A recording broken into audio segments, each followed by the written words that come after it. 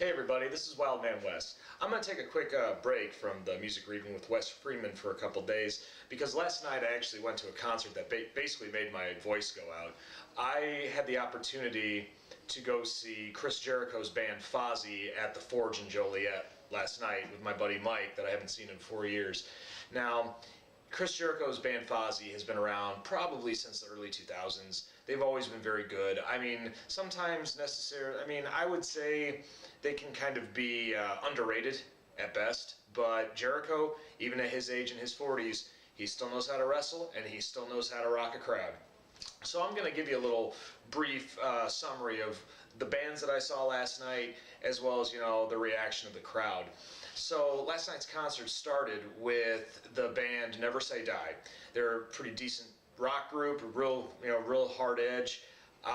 They had a really great set list going on, and at one point near the end of their set, I was wondering why the lead singer and the guitarist looked so familiar, and then and especially the lead vocals, his voice sounded so familiar. I realized then he reminded us that he was actually one of the former frontman to My Darkest Days, and he ended their set with Porn Star Dancing. The crowd was going crazy. We loved it, and they, like I said, they ended with a really high note.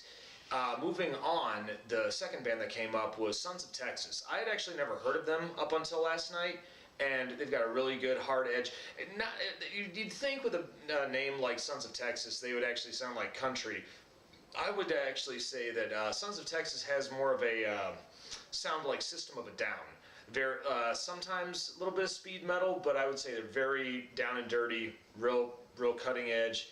I like them. I'm going to look into some more of their music. So Sons of Texas, you guys rocked last night. I will say, when it came to all three bands that opened for Fozzy, I'd say you guys take the main award last night. Moving on, the last band to open for Fozzy was called King, spelled K-Y-N-G. Now, they had kind of a sound similar to, I would say, like Insufferum or Iced Earth. Like music-wise, vocally, it almost reminded me of Queensryche. And at first during their set, their sound level wasn't quite on, so it was kind of hard to hear them. And plus the way how they were playing, it was overpowering their vocals at first. But eventually, the people on the doing sound check and everything finally got everything in order, and it sounded really great. For what it was. Some of their songs I was kind of some real hard metal, especially when you're like death metal, when you can barely understand what the fuck they're talking about. Yeah, sometimes I kind of tune out, but in some of their songs, I enjoyed it. The one part that saved the whole situation about their audio, faux pas, would have to be when they did their tribute to the late Chris Cornell, who passed away this last week. They did the song Hunger Strike by Temple of the Dog. And I gauged the reaction of the crowd behind me, and I would dare say there was not a dry ice in the house. Dry ice, yeah. Dry eyes in the house. Sorry, I'm still reeling from last night, and I'll get to why. Moving on to the mainstay, Fozzy with Chris Jericho.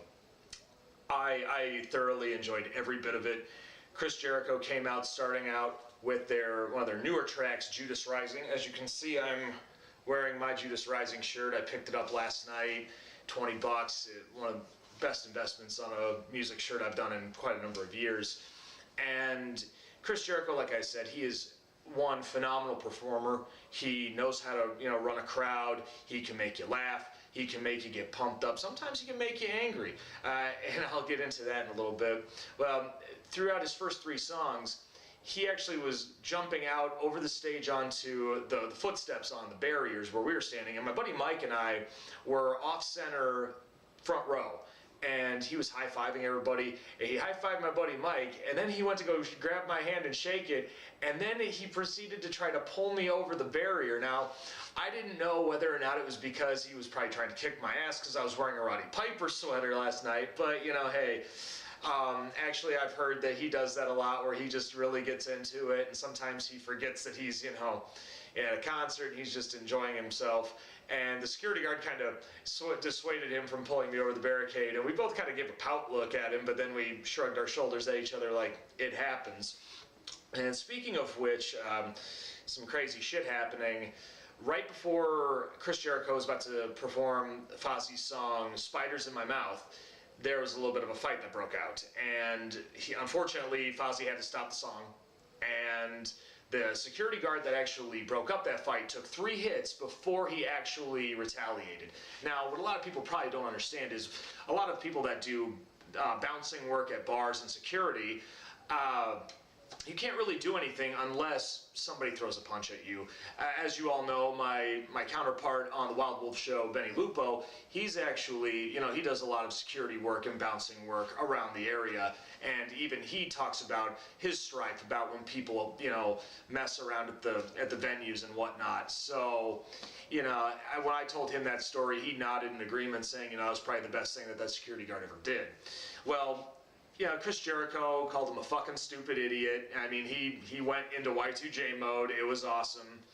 And he said, you know what, we apologize that, that this is going on, even though it shouldn't have been his his fault. It wasn't at all. I mean, he's the performer and we're the crowd. If anything, the crowd has to have the responsibility of being accountable for their actions. So he went back into singing Spiders in My Mouth, and it rocked the crowd. Did a couple more other songs, brought out the light-up jacket that a lot of people know and love from WWE, especially during his last stint with between like Kevin Owens and Dean Ambrose. And they did a little bit of a finale. They did 2 extra songs for the encore, and at the end of it all, Jericho, just with the cherry on the sundae, told us that Joliet at the Forge made the list. Joliet made the fucking list, and I'm so happy about that, because I've always wanted to hear him say that to me or somebody I know, but it was that he just told our whole town we made the list. So I appreciate it thoroughly. We waited outside about an hour after the show, got to talk to him for a little bit, and as much as a lot of people have probably seen on videos, in the past where Jericho attacked a fan, but actually he was getting, instigated on, and I will say this, he will not do anything to anybody unless somebody provokes him. And the people that were waiting in line to see him after the show, very calm, we were all nice, and he was very sociable with us, appreciated, the fact that we enjoyed the show, and, appreciate him for not only being a wrestler, but being a performer. And he's a very phenomenal performer, and I know I've said that a lot in this video, but it's the truth. So, other than that, I'm just gonna sign off on this one, and hopefully I'll see you guys next time on the Music Reading with Wes Freeman. I'm gonna be looking at some other ideas for some songs. And if you've got any songs that you'd like me to try out on Music Reading with Wes Freeman, leave a request in the comment section below, and I'll be glad to do it for you and give you a shout out in the process. Till next time, I'm Wildman Wes, and I'll see you soon.